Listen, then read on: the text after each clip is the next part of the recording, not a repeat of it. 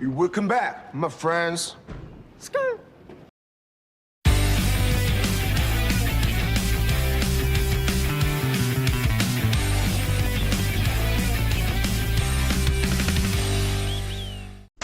Hi there everyone, just some ordinary dude here, and welcome to a Christmas edition of Discussions with the Dude. I've got a few guests here today. First of all, we've got Alejindio. How are you?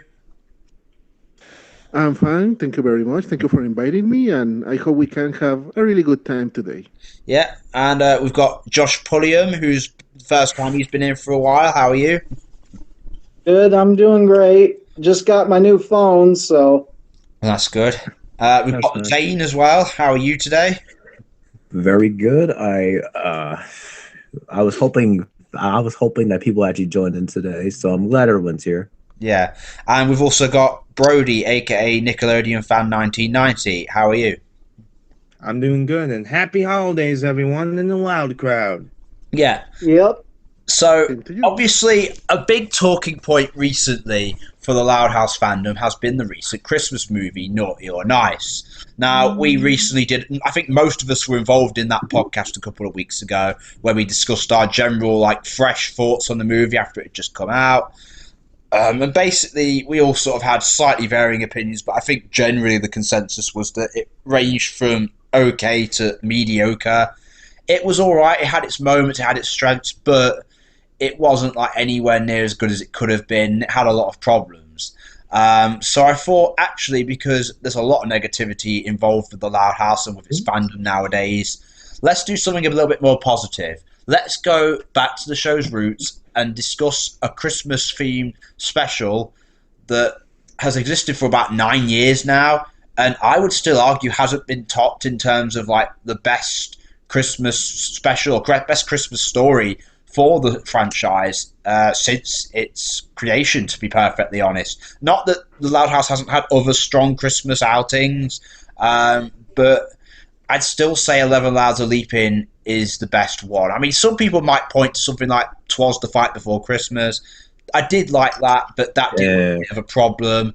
I do think that focused a little bit too much on the rivalry between the two brothers, to the point where you don't really get to see that much of the new family. It had a similar problem to the Loudest Thanksgiving, actually. That was exactly the same problem. But with 11 Louds of Leaping, just like with Naughty or Nice, I basically just watched this. I rewatched 11 Hours of Leaping for the first time in a few years, about an hour ago, just to get a fresh perspective on this special.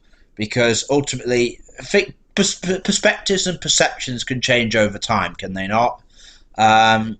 So I just rewatched it, and actually, having just gone through it again, I'm like, you know what? This really still holds up. Its writing is really strong. It balances the character focus of a very large main cast quite well, given its the time limitations it has to work with. 22 minutes is still longer than most Loud House episodes, but it's still not that long in the grand scheme of things. And you've got a story to tell while including lots of moments for various different characters and juggling it all in there. And I don't think it's a perfect special by any means. We'll get into that as we go on.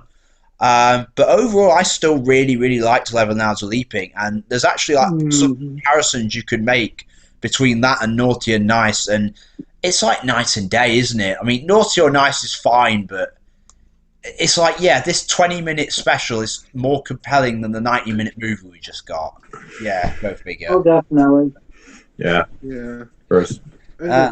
So I don't know how some of you have probably watched this recently. I'm not sure.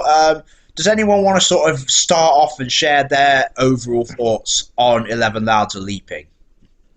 I'll start off. I did watch the special last week, so I was mentally prepared. Somewhat. I was kind of writing a review for it, but I couldn't find my words. But maybe this might help me out. But this special for 9 years, wow, what can I say but just wow. This really holds up in regards of quality and time, because the whole aspect is just with the simple plot of just allowed celebrating Christmas, but it also has the nobility of just putting it the whole aspect in Lincoln. Like, of course, originally he just wanted to celebrate winter break all to himself and just ride his sled all winter, which technically does relate to the childhood to the whole childhood proportion of celebrating winter break when there's a snow day and stuff like that. Rarely I get any snow in December. It always comes around in January in my area. So, but I do see Lincoln's whole. I do relate to Lincoln, so that's for sure. But I also love that when all's said and done, like he realizes, oh, Mr. Grouse has a big family, but he can't see him this Christmas. So I like that he changes his tone instead of like, oh, I got my sled back, now I can continue Christmas and stuff or winter break. He changes his tone to like, okay, this guy needs my help. I should have everyone be ready or be reminded of what Christmas really means. Like, yeah, I love that Lincoln and all the family puts away those selfishness for Mr. Grouse, which I think is really bittersweet in my opinion. Yeah. And it's like it does it in so much more compelling way that, again, the Naughty or Nice. Like, literally the whole world has to be turned upside down for Lincoln to finally like overcome his selfish impulses, should we call them?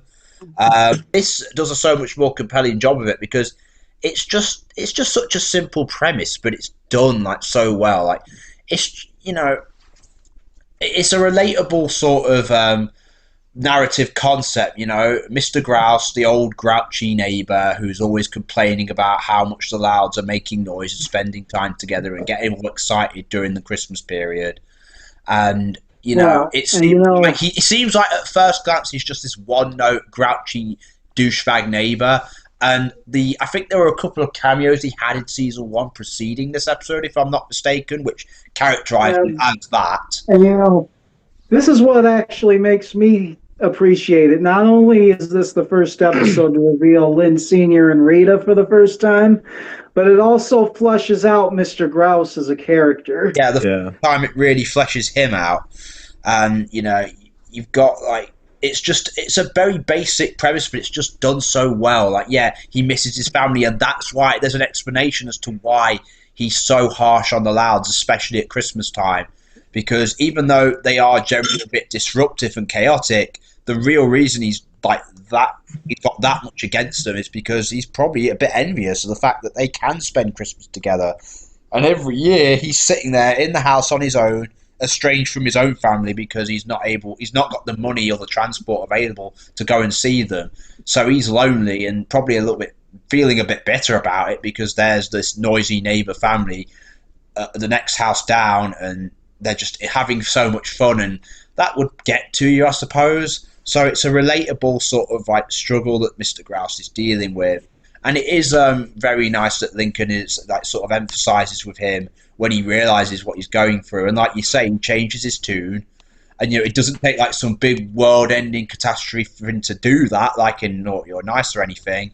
He just, you know, we see that, yes, Lincoln can be selfish. Lincoln can be a bit cunning. You know, he has like he's the man with a plan, and you know he's a kid, so he's going to have his vices, but ultimately he is a good kid. And this episode actually shows that. You know, shows that at his heart he is a good boy. Again, looking at, actually, if you were to watch this episode and then Naughty or Nice straight after, you'd be like, "Wow, there are a lot of inconsistencies here." Well, there's a subplot in 11 Louds Leaping where Lola's like doing this really funny thing where she's trying to like be really nice in a sort of obvious like deceptive Like- way Right? to be Like able the to whole we already got maybe that's why Naughty or Like Nice didn't focus on make Lola the protagonist like everyone's suggesting, because technically 11 Hours Leapin already did a little subplot of it and it was already done pretty great there, so it would be redundant anyway. Because we already had that. well, And yeah, She should have been the doing figure, everything to to be get honest. nice twist.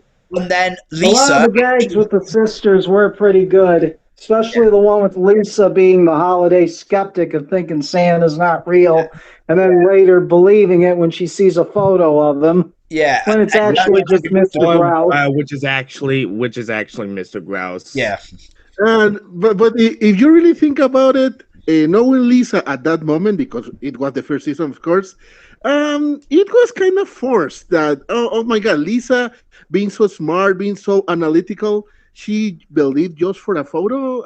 I don't know. It doesn't seem like Lisa, well, you've got to remember, even in the first season, Lisa was probably actually, even though she's the intelligent one, the scientist, if anything, it makes more sense that she would believe in Santa more than most of the other kids, because one, she's one of the youngest kids, and two, she was always the one back in the early seasons who had the most to do with surreal concepts. Like, she's the one who made Trashy, she's the one who made all those big snowball tanks in a Snowboard, for example. Yeah, And that big metal spider from that episode where, and not to mention, she tries and keeps her emotions at check, because if you remember in the Snow Day episode in season 1, Lisa learned the whole knowledge of having fun, and she takes it a little too far, and the other siblings were like, stop it, just let us go to school. Yeah. But in the end, it was a plan of her to force all her brothers to go to school. It was all an act. Yeah. She did everything just to force them to go to school. I mean, Lisa wasn't having any fun. She was acting, right? Yeah. But sort of going back to the whole point about Lisa, it's like, I think it's kind of interesting, and it just shows how much the show has in fact changed, because Lisa is being the skeptic in this episode. And obviously she believes in Santa as much as everybody else come season 9 or 10 or whenever Naughty or Nice is set, right? And obviously, I guess that's just the fact that so many more surreal things have happened since 11 Hours of Leaping. Like, I suppose it's natural that everybody would just easily believe Santa was there more than they did before, right? Because since 11 Hours of Leaping has happened, the Louds have encountered dragons and ghosts and zombies and, well, no, actually, they didn't encounter gods. That was the Casa Grandes. But you know what I mean? And they've had tons of robots and everything, and it's like, yeah, suddenly Santa Claus isn't such a stretch in the world of the Loud House after everything else we've seen. So I guess it makes sense that Lisa being the skeptic would no longer be the case come season 9 or whatever. But it is just one of those things, isn't it? It's kind of interesting to watch this episode and then watch Naughty or Nice or vice versa and just see how much, the whole dynamic involving the characters and the world they inhabit has actually changed and evolved over time. For better or worse, some better, some worse. I think we can all agree. But yeah, it is just kind of interesting to go back and watch this special and just see how the show was and how it has changed. And it's very interesting, to say the least. But yeah, I will say this was a very compelling story. I guess I'll go get the one flaw I kind of have with it out of the way now.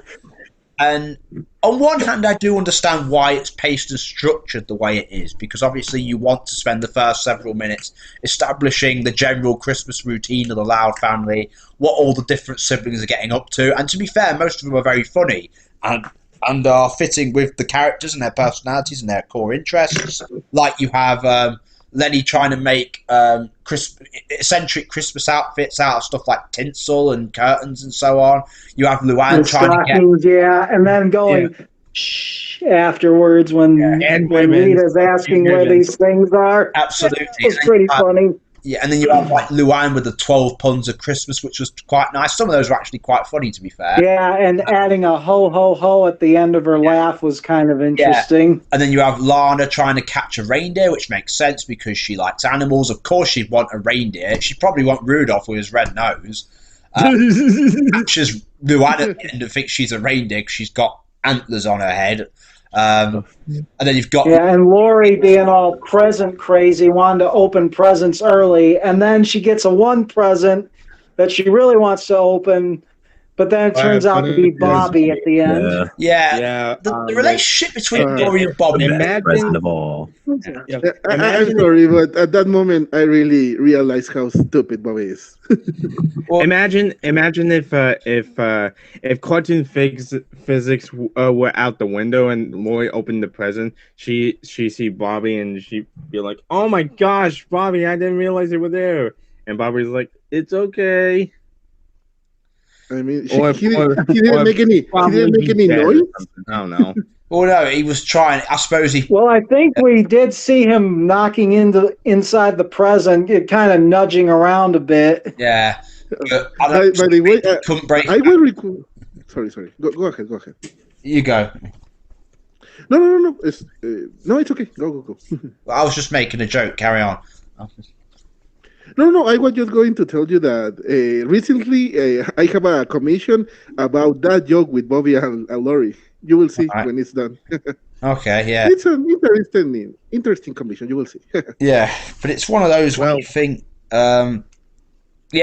looking back, I've said it before and I'll say it again, the whole thing it was actually done quite well in this special. It was quite a funny little subplot, especially how it connects to Laurie's struggle of not being able to resist opening presents early.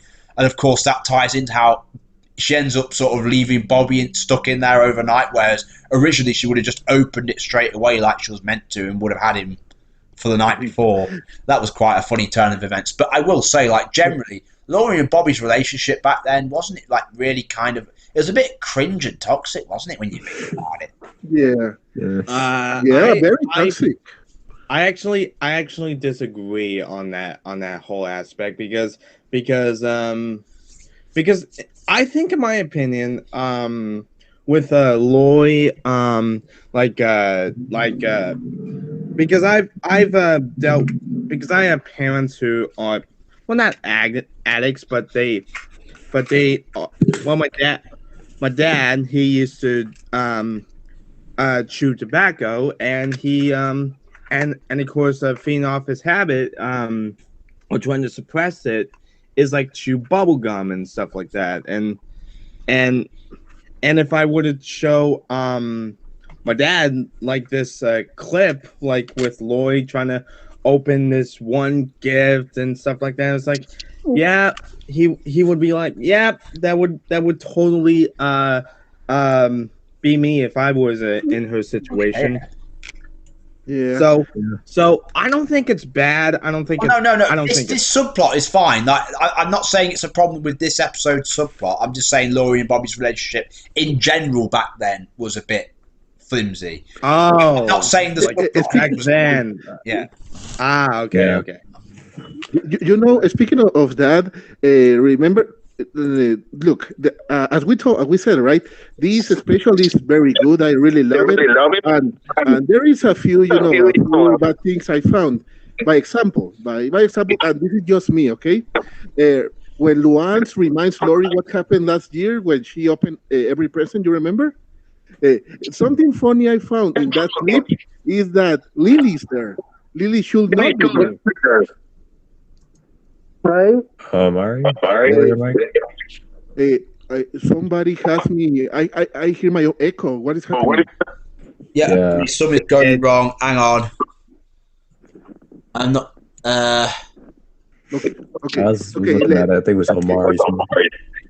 Hello. Hang on, everyone. Quiet for 1 sec. Canonically, the Christmas, any holiday episode doesn't really make much sense. I mean, you think how many Christmas episodes there were, you'd think these characters would be a lot older. It's and yet they stay the same.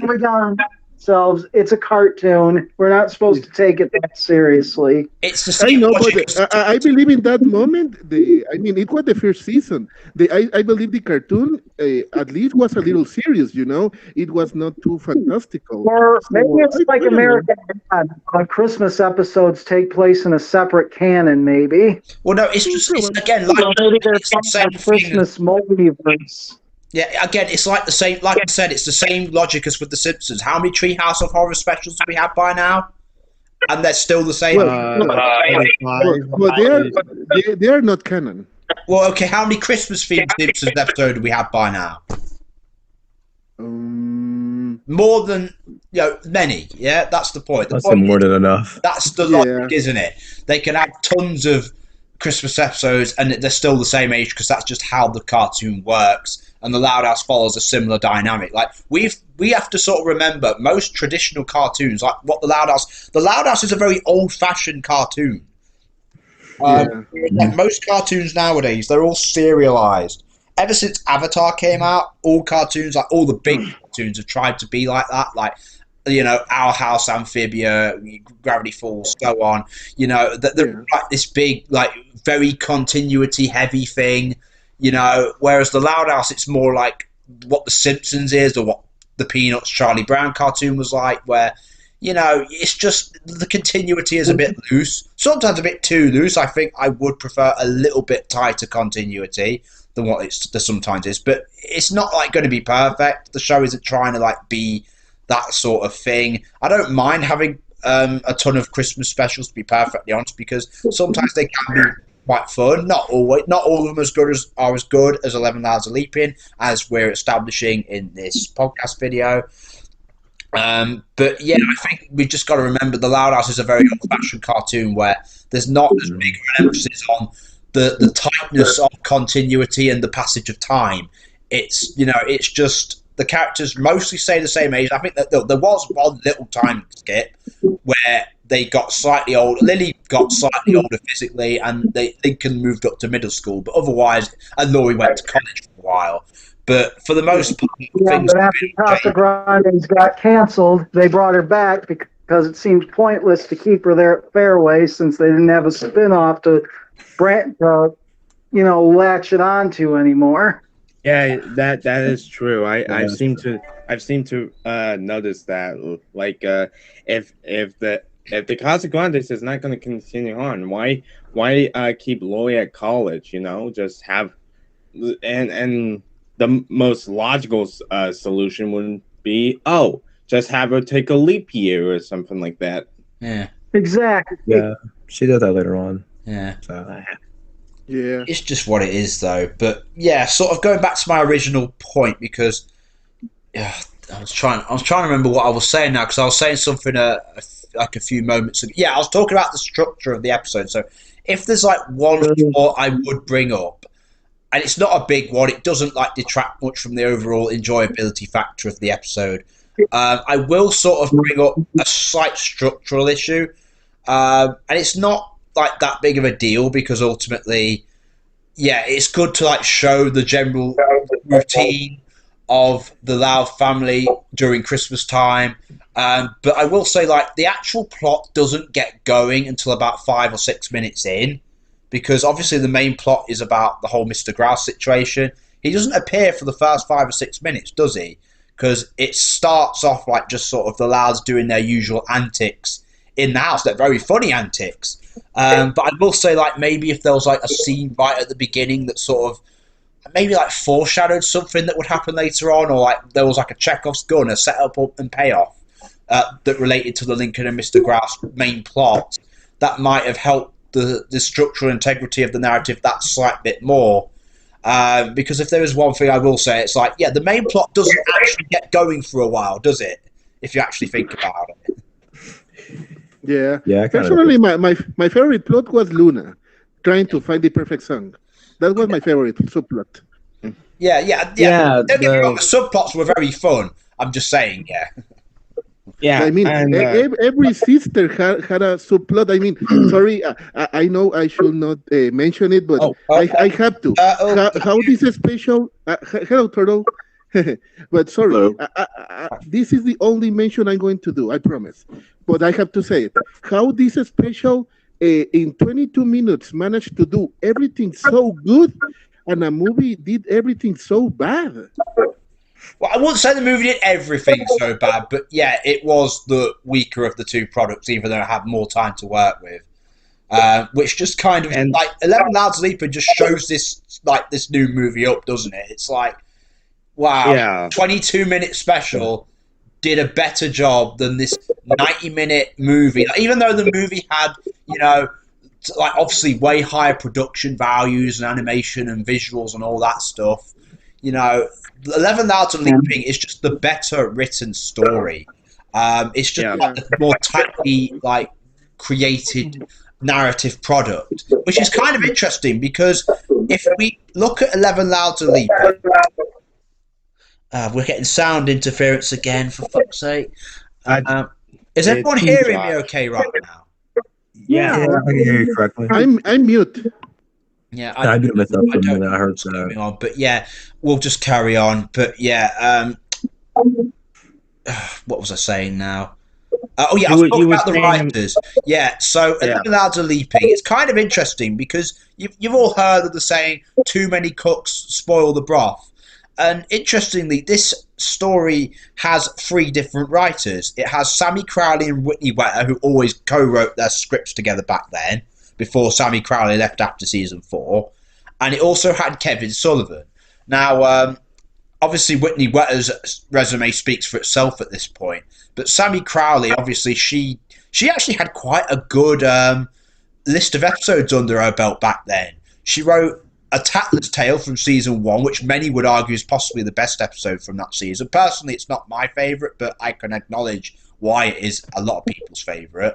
Obviously, aside from 11 Louds Leaping, she also wrote some of the other strongest episodes of season 2. For example, Tricked, which is still one of the best 22-minute specials outside of this one to date for me. She wrote some really great episodes from season 3, again with Whitney Wetter, like Tripped and Cooked.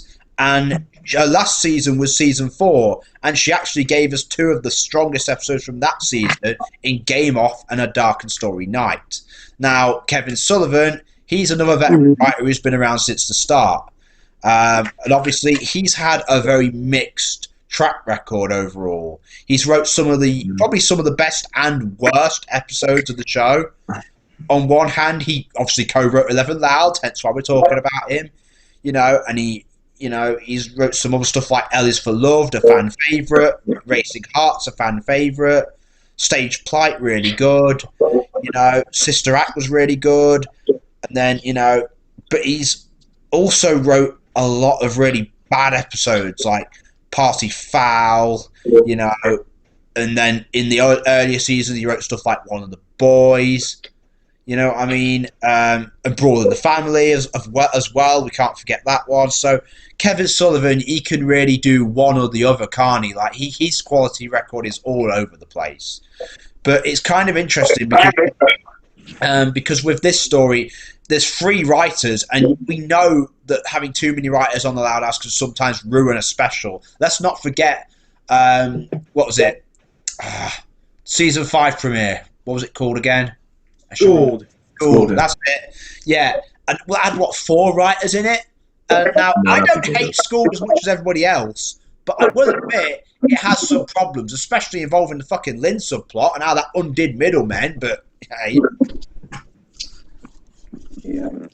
But with 11 Louds, it really just works. Like, these 3 writers, you could tell they were really working together very closely and cooperating efficiently in this instance. Like, they were really working together to create this brilliant, tightly woven 22-minute script that just translated into really great television. And I'm thankful for that, because it's episodes like this that remind me, and I think a lot of other people, the Loud House, people say it's not that good of a show, blah, blah, blah. The Loud House has fucking potential. The Loud House can be a brilliant show, and episodes like this prove it. And I think there's so much negativity now surrounding this franchise and all its new episodes and everything. And we have to remember, there's a reason this show was popular to begin with. And in every season, it's had its duds, but it's also had its gems. And I think we should remember the highs as much as the lows because we seem to fixate so much on the lows. And 11 Louds of Leapin, the reason I wanted to do this podcast is because it's nice to talk about something positive to do with the franchise for a change. Exactly. I mean, after the last podcast, I think we needed this. Absolutely. And really good point there, dude. I wanna go back to some of the aspects that I want to point out in regards of the special, like of course the little plot, the little element where Lincoln's trying to sneak around Mr. Grouse's house and not get caught. It kind of reminded me of a video game that was hot at the time. You guys ever heard of something called Hello Neighbor? Oh yeah. No. It kind of got me that vibe because the whole game is just like you're sneaking around the house, trying not to get caught and stuff. So that kind of got me chuckling. Yeah. And another aspect, which I think is another interesting topic we should discuss, and that's the parents, the reveal of the parents' faces. So, what were you guys' initial thoughts on that? Initially, when I saw the parents' faces, I thought, okay, it wasn't really much of a big deal. I feel like they was gonna do that sooner or later. Well, to be honest, I didn't start watching the show until the main show until after my niece introduced me to the Casa Grandes. So, and I started watching Loud House episodes in the middle. Like the first full episode I saw was the Thanksgiving one, and then when I went back and started watching from season 1, that's when I discovered that wow, their faces were hidden back then. Yeah. So it didn't really have that big an impact on me either. To be honest, For me, to be honest, it was a little impact, but to be honest, like we were talking before, it was kind of foreshadowing in previous episodes.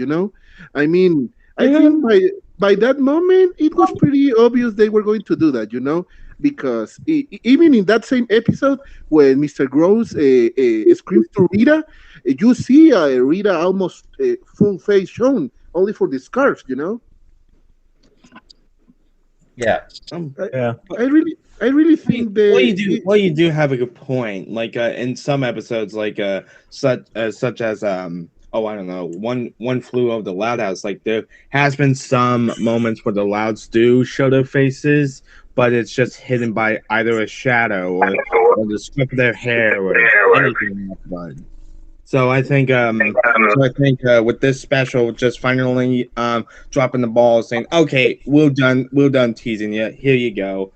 Yeah, I started watching the show around summer 2017, but I didn't see the.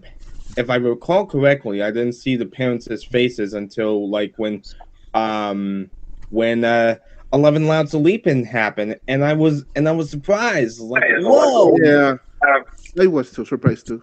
Yeah.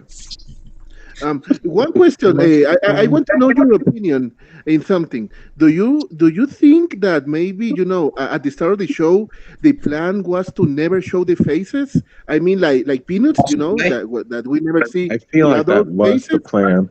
You but think that they was the plan? started doing. But then they realized it will be too difficult for future seasons to keep them hidden. So they decided to screw it. Let's show it. Mm-hmm. I think it's quite simple, honestly. That was the original intention, but they obviously didn't stick to it for very long. And I think part of the reason is just because obviously they're adult writers and they're going to relate more to adult characters. So Lynn Sr. and Rita obviously it's like they thought, you know what, we want to give these guys more personality. We want to give them their own episodes. We want to develop them more, and that's going to be hard as hell to do if we're not showing their faces ever. So they just kind of, after one season, abandoned that idea and thought, no, we're not going to keep them background characters. Let's give them, you know, fully fleshed out personalities. Let's give them more screen time, more focus in the narratives. And that's just what they went and did. And, you know, for a while they kind of misused that, because in season 2 in particular, there was so much Lynn Sr., from what I can remember, more than some of the sisters actually. But I think they did eventually sort of get the levels of character focus involving them just right, more or less. But yeah, I think they wanted to. It's like with a lot of cartoons that focus mainly on kid characters. Background adult characters usually end up taking more like prominence in the stories, because adult writers just relate to adult characters more. And I think that's just what happened with the Loud House. It's like with South Park, for example. That originally focused on kid characters. Now Randy Marsh is the main character, pretty much unofficially, because obviously the writers are adults and they like adult characters. And same with the Loud House, same logic. Yeah, and I just remembered, like after 11 Louds, like there was some episodes like that reverted back to the parents hiding their faces. Season 1 holdovers probably came out just after. It probably was made before, but it was released later. I think that. And I think when Sweet and Sour came out, they kind of played us with, oh, the parents have their faces hidden, then and of course it shows their faces, just like, just kidding. This is who they are gonna be now. We want to do more stories with these guys. Absolutely. So, but yeah, it's not just Lynn Sr. and Rita. It's like they've given more focus to characters like Flip, like Scoots, like Mr. Bolhoffen, like Mr. Grouse. You know, they've obviously started focusing more on, like Cheryl and Merrill and Mrs. Bernardo, and you know, and obviously some of the Casagrandes adults and so on and so forth. Like they obviously, the Loud House writers obviously want to focus more on the adult characters, which is why I think they've given Lynn Sr. and Rita, they've shown their faces, why they've given these other side characters more focus, probably more than they should again. And it's like, even though the main appeal is the kid characters, isn't it? Again, it's the same problem that South Park has. Or The Amazing One had a similar problem, for what I can remember. There was a lot of interesting kid characters in the school, but they tend to focus more on the faculty, if you know what I mean. For those who watch. One question: do you think they're going to do the same with Lucy? That in the new season they're going to show her eye maybe again or more often? I don't know.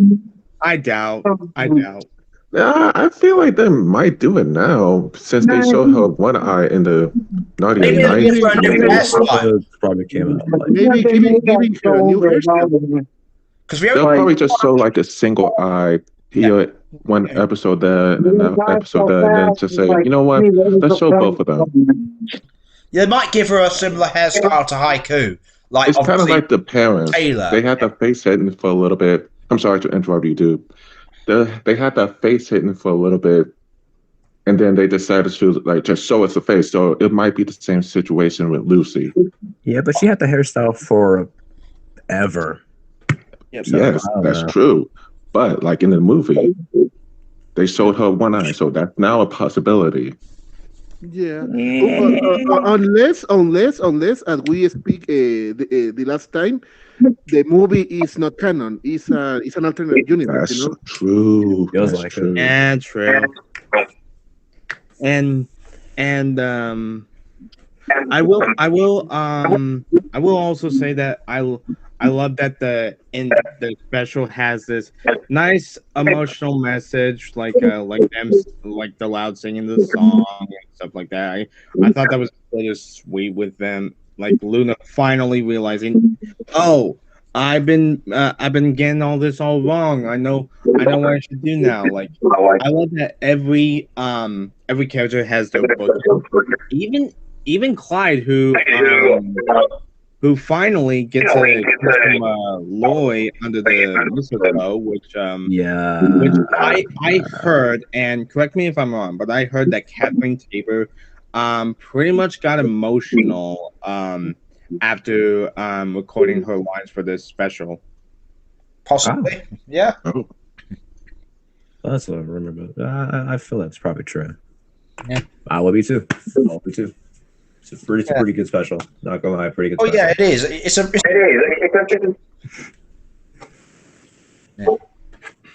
Definitely one of my favorites. Absolutely. Well, again, yeah. Still to this day, I would still call it the strongest Christmas theme. What I especially like is that it focuses on Lincoln actually being helpful instead of being selfish like he is most of the time in these holiday specials. Like in Season's Cheatings, when he just wants a rip hardcore backpack and he ends up trying to do that, which seems like a parallel to the Sweet Spot. Yeah, I mean, he has them trying to switch out with other sisters. It has him going inside the van. Yeah, it's like it is a season 5 version of the Sweet Spot, isn't it? It's like they just redid it, but Christmas themed in season 5. It's a little bit weird how that works. Season 1. Yeah, no, that's what I mean. The Sweet Spot is season 1, but Season Cheatings is the season 5 equivalent of the Sweet Spot. Ah, okay. Yeah. Yep. Yeah.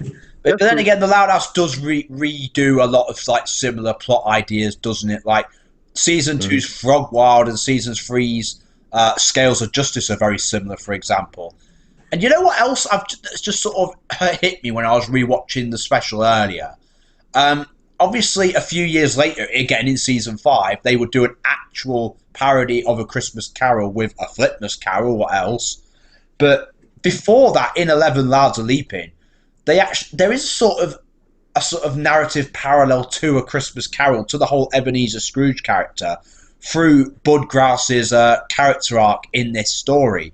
Like again, he starts out as the old grouchy man who has who seems like on the surface he has no Christmas spirit, and you know, obviously through the events that take place and through him like experiencing the good-hearted nature and selflessness of others, you know, he experiences warmth and development, and he softens up by the end of the episode. Obviously, the details of this are very different to a normal Christmas Carol-like story, but the character arc is it's very similar to the likes of Ebenezer Scrooge, isn't it?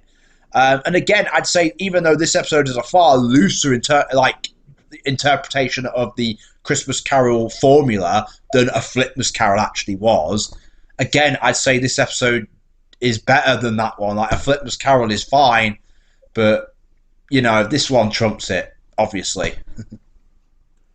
No, I would say that. I mean, part of the problem with A Flipmas Carol in retrospect as well is that it seemed like it was finally going to be the episode that gave Flip some character development, but no, he's back to being his usual sleazy con man self in the next episode, of course. Which I hated because they just wanted to do their own version of A Christmas Carol just for the sake of it. Which and speaking of which, I did find it kind of interesting that they followed up that episode with Flip, where he met his old sweetheart, Tammy Gobblesworth, who I just recently discovered is played by Jodie Benson. That blows my mind. The original voice of Ariel plays this character. I'm like, whoa. All right. Yeah. That was pretty cool. But as I was trying to say, I wish that A Flipmas Carol was a 25-minute special, like add more elements to the Charles Dickens story. Like, of course, reveal that Flip used to have a business partner who died or anything in that regard. But and of course, in this case, just have I did like the some of the Louds, like being the incarnations of the ghosts of Christmas past, present, and future. But if anything, I kind of wish they were their own characters instead of like incarnations of already existing characters. You feel me? Yeah. But in the end, they are the Loud. They had to be, you know. I mean, Yeah. they were not It was going to do obviously that. meant to be a Christmas Part of Carol, the but with a title. Loud House spin on it. So yeah, Speaking of the special, there's something I wonder. They say I watched the episode recently, and I'm pretty sure you also wonder that, or I don't know.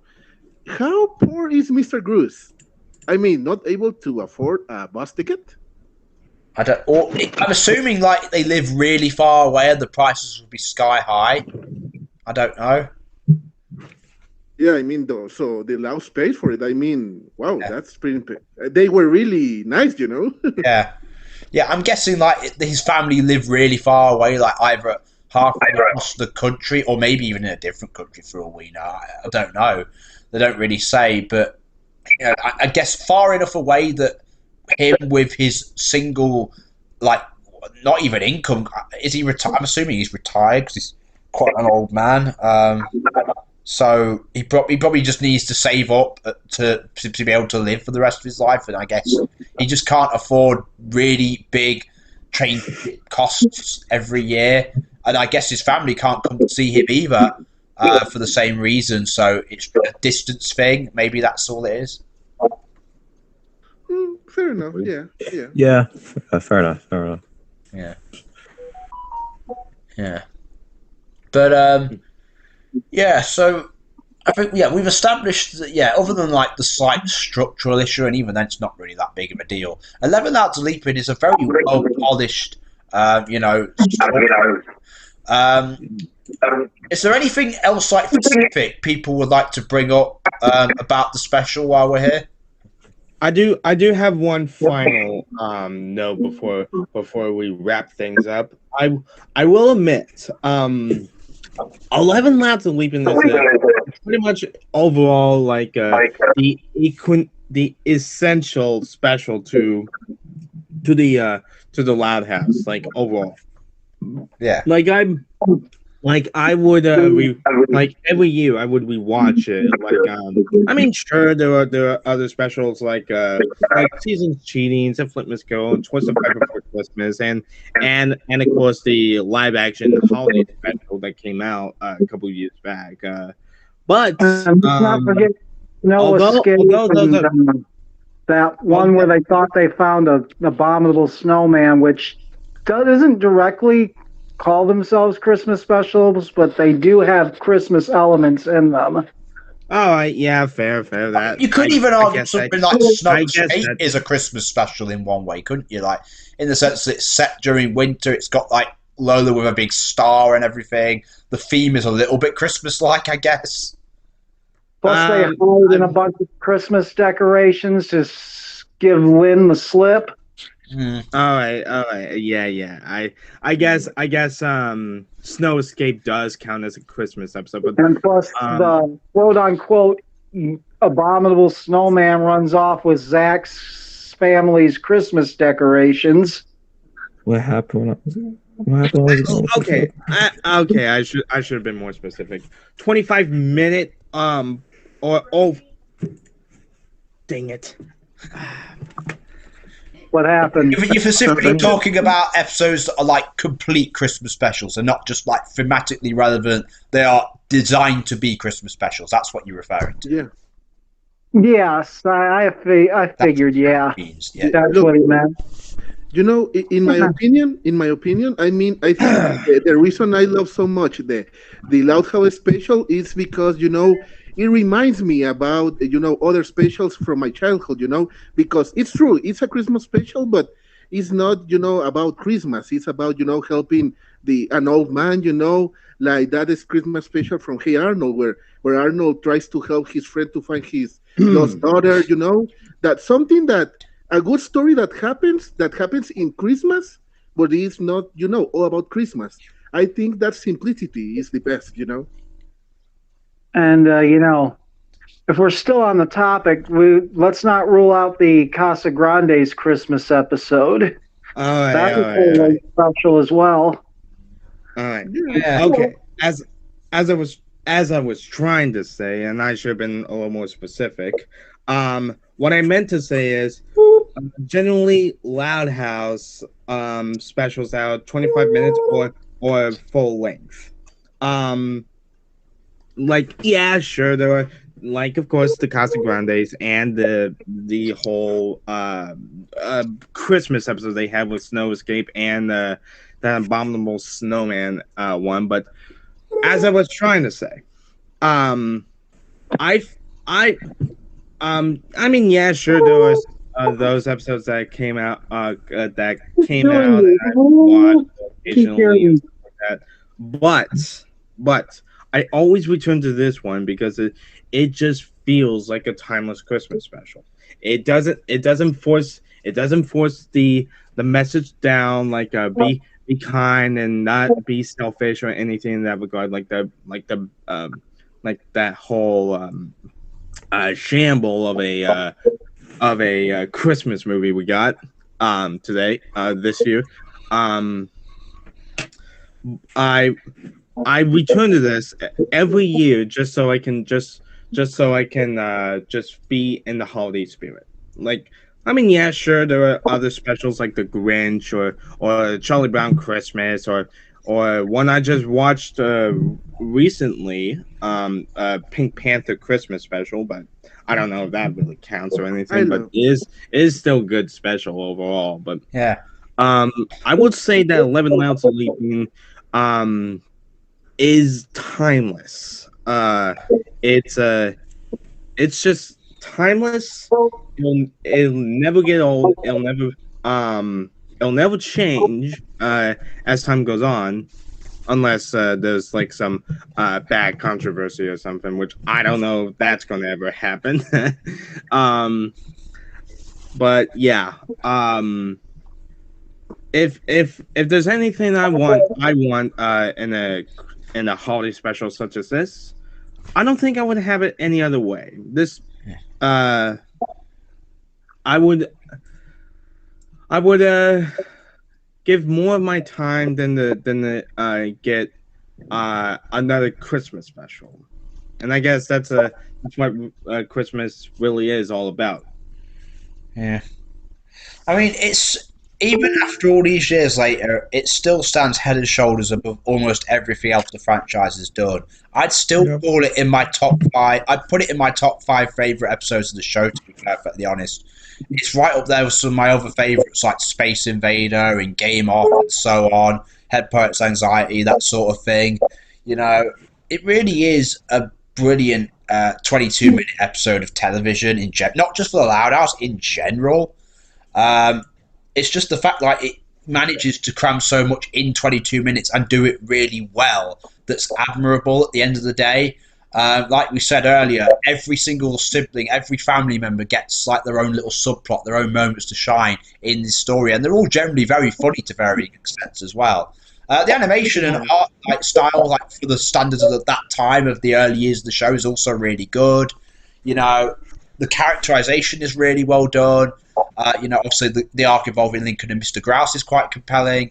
Overall, you just have to say, this is this is Naughty and Nice done better in a fraction of the time, and it just is like this could have gone so wrong, but it didn't, and I'm glad that it didn't, because this is a staple for like what the Loud House can and should be. Like, I wish every episode was as strong as something like this. We imagine all of the fucking controversy and bullshit and harsh feelings we wouldn't have as a fandom if the quality was more like this on a consistent level. You know what I mean? That would be brilliant. That's what I've always been trying to create, because it is possible. People say, "Oh, it can't be as good as classic Simpsons. It can't be as good as Avatar or Gravity Falls or Hey Arnold or whatever." Yes, it can. Yes. And, we should all be working towards making this happen, because episodes like this prove that it is possible and it is worth pursuing. You know what I mean? Yeah. Yeah.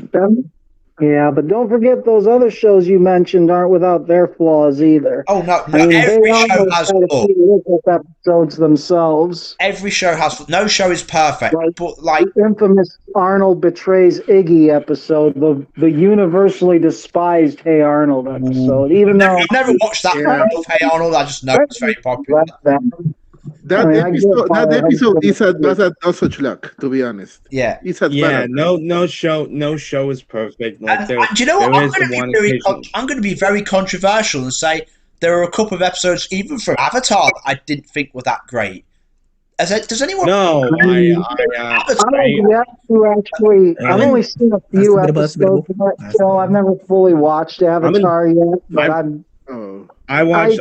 I have been meaning to get around to it, but Yeah, I watched the full series, and I will admit though, you're not wrong on that aspect. I mean, there were a couple bad episodes that Avatar had, Yeah. like Particularly the first nothing season. nothing that hurts the entire story. Yeah. Overall, it was just like it's just like I will something to say fill in this. the time slots or something like that. I'll say The this only- because this year I first watched Avatar a few years ago, and I rewatched the whole show earlier this year, and I also watched Gravity Falls for the first time this year, and then in both instances, don't get me wrong, their first seasons are still very good, but they're not like completely that compelling. Like there are some not brilliant episodes in their first seasons. Like it's later on when they reach their peaks, if that makes sense. It took Yeah. fully invested in them, and despite how good their quality is, you know what I mean? Yeah. And then quite funny because just after I rewatched Avatar and then watched Gravity Falls, I then watched a lesser known show that I think most of you know called Hilda. And Yeah. I haven't watched Hilda. Is it good? Than those two shows, and I was surprised by that. I was like, really? Wow. I was like, fucking hell. Is Hilda good? I never watched Hilda. Hilda's a good show. Like, That's good. Yeah. The only thing Like- I know for sure, now that we're speaking about Avatar, is that I'm sure I'm going to hate the new series. To be honest, that new Avatar doesn't the live get action? to me. You know, no, the cartoon. They're doing a new cartoon, aren't they? Fucking hell. I didn't know. I knew they were doing a live action. I didn't know they were doing a cartoon. Fucking hell. No, the cartoon. I really that Avatar girl. Sorry, but no, just no. I really think it will be worse than Korra. I really think that. And it's kind of interesting, isn't it? Like, I've never watched The Legend of Korra, but I have heard a lot more people be critical of that show. As far as I'm aware, it doesn't have quite the same level of quality as Avatar. It has its good things, you know. I mean, I really enjoy the first 3 seasons, but trust me, the 4th season is a disaster. Trust me, the 4th season should not exist. What, Game of Thrones season level master? Yeah. and I will mention, like when you said that you watch Hilda, I will say I'm a huge diehard Hilda fan. I mean I've seen all the seasons and the movie that came out in between 3, so yeah.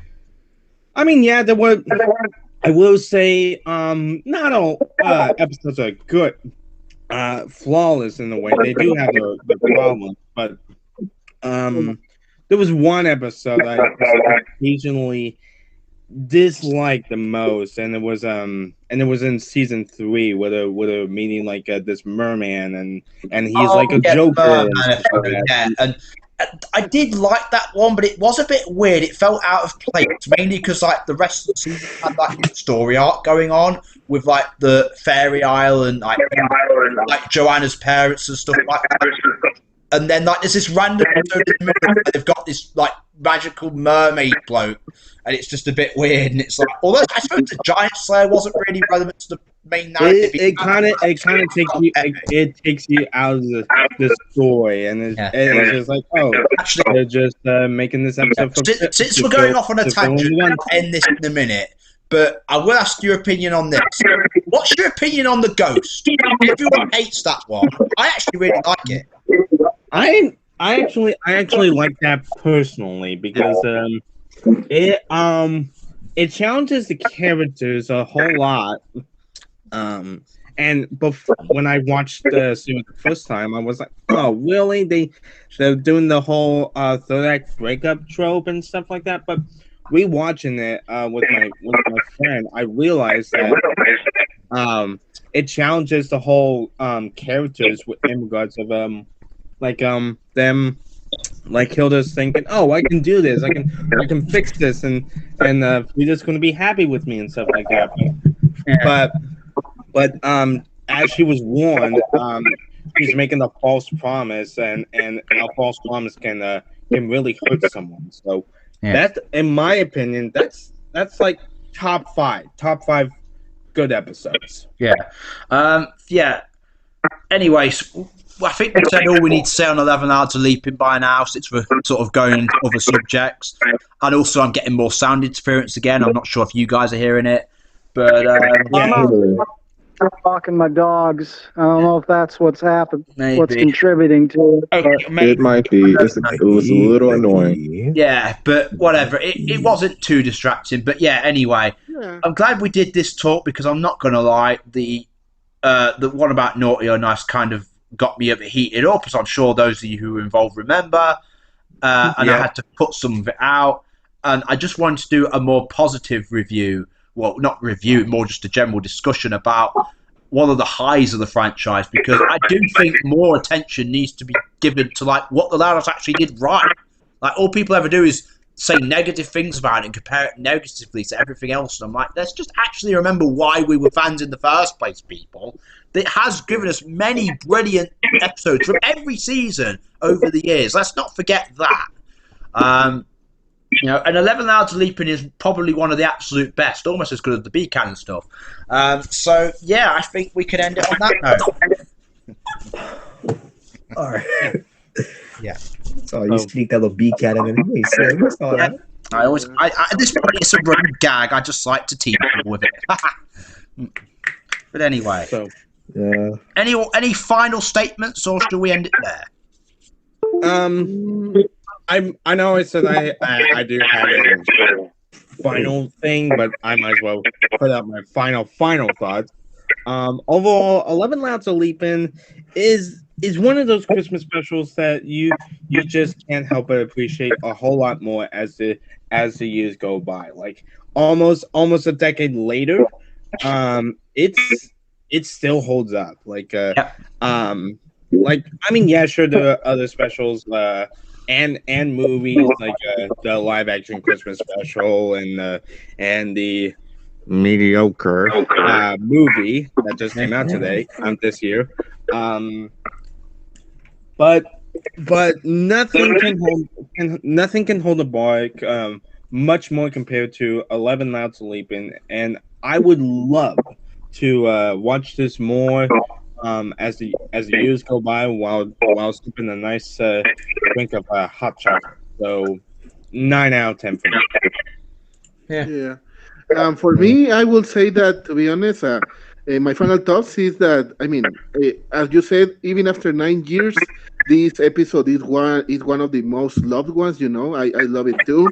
I can easily put this Christmas special, as I told you, next to other ones from my childhood, because really, this is really good. It makes me remember those good specials, you know, and I really think that, I mean, as you said, I mean, 9 years later, you still remember it. I'm pretty sure this mediocre movie this year will not be remembered next year. I can assure you that. That's it. Well, I might as well throw my hat in the ring too. You know, having just twice watched Naughty or Nice throughout this month, I got to admit, I didn't hate it as much as I thought I was gonna. To be perfectly honest, in fact, I consider it to be one of my for me, it's kind of like the Jim Carrey Grinch movie. Yeah, it's dumb, but it's a very entertaining kind of dumb. I mean, don't get I me just wrong. thought I can enjoy it. I have to do it in the Naughty or Nice podcast. Yeah. Yeah.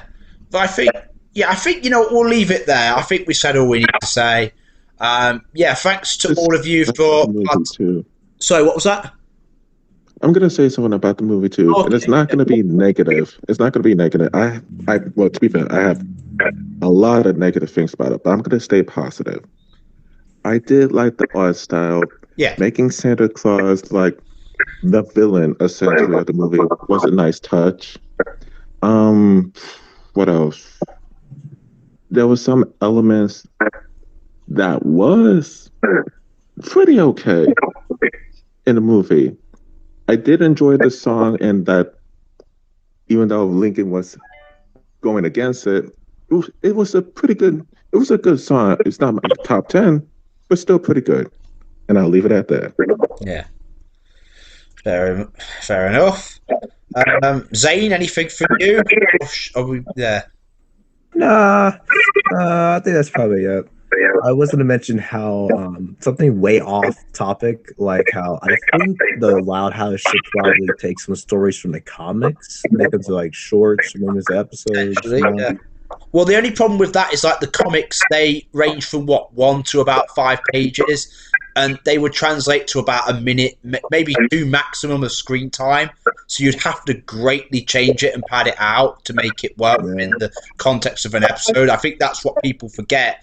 Writing for the comics and writing for the show are very different things. Amanda would be able to pay testament to that, because obviously she's an experienced comic writer. Into manga characters. Yeah. Didn't it do something like that? Yeah. Oh yeah. That happened before. Yeah. But I think we'll leave it at that. So thanks for everyone for being in this podcast. And now I'm going to leave it to all of you people listening. What were your thoughts on 11 Hours of Leaping 9 years ago, and how do they hold up today? How do you compare it to the recent Naughty or Nice movie? And with that being said, Merry Christmas to everyone. It'll probably be about Christmas by the time I upload this, because we're recording it on the 20th of December, and I don't always get them up immediately, but I'll get it up before Christmas Day, I promise you that much. What are your thoughts on 11 Hours of Leaping? With that being said, I will see you guys whenever. Bye. Oh, and by the way, it's Christmas!